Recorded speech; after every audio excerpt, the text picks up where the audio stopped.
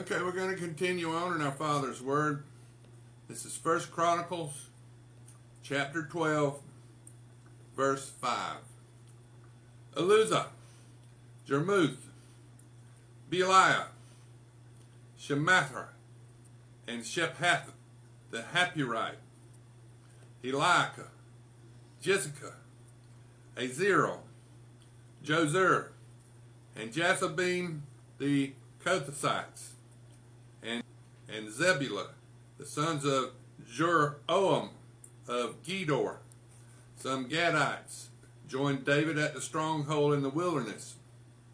Mighty men of valor, men trained for battle, who could handle shield and spear, whose faces were like the faces of lions, and were as swift as gazelles on the mountains. Ezra the first, Obadiah the second, Elab the third, Mishmah the fourth, Jeremiah the fifth, Attadi the sixth, El the seventh, Johanan the eighth, Elzabad the ninth, Jeremiah the 10th, and Machbinah the 11th. These were the sons of Gad, captains of the army. The least was over 100, and the greatest was over 1,000. These are the ones who crossed over the Jordan in the first month, when it had overflowed all its banks. And they put to flight all those in the valleys, to the east and to the west. Then some of the sons of Benjamin and Judah came to David at the stronghold. And David went out to meet them and answered and said to them, "If you come peacefully to me to help me, my heart will be united with you. But if you betray me to my enemies, since there are no wrongs in my hands, may the God of our fathers look and bring judgment." Then the Spirit came upon Amasai, chief of the captains, and he said, "We're yours, O David. We're on your side, O son of Jesse. Peace, peace to you, and peace to your helpers, for your God helps you." So David received them and made them captains of the troop. And some from Manasseh defected to David when he was going with the Philistines to battle against Saul. But they did not help them, for the lords of the Philistines sent him away by agreement, and saying, "He may defect to his master Saul and endanger our heads." When he went to Ziklag, those of Manasseh who defected to him were Adonai, Jozabad, Jedidiel, Michael, Jozabad, Elihu, and Zelathiah, captains of the thousands, who were from Manasseh. And they helped David against the bands of raiders, for they were all mighty men of valor, and they were captains in the army. For at that time they came to David day by day to help him, until it was a great army, like the army of God. Now these were the numbers of the divisions that were equipped for war, and came to David at Hebron to turn over the kingdom of Saul to him, according to the word of the Lord. Of the sons of Judah, bearing shield and spear, 6,800 armed for war. And the sons of Simeon, mighty men of valor, fit for war, 7,100. And the sons of Levi, 4,600. Jehodiah, the leader of the Aaronites, and with him 3,700. Zadok, a young man, a valiant warrior, and from his father's house 22 captains. Of the sons of Benjamin, relatives of Saul, 3,000. Until then, the greatest part of them had remained loyal to the house of Saul.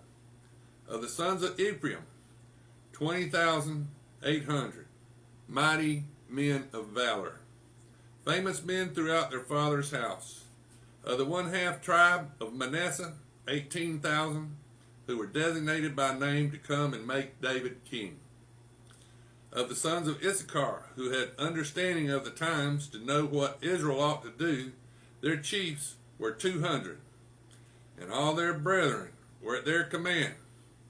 Of Zebulun there were 50,000 who went out to battle, expert in war, with all weapons of war, stout-hearted men who could keep ranks. Of Naphtali 1,000 captains, and with them 37,000 with shield and a spear.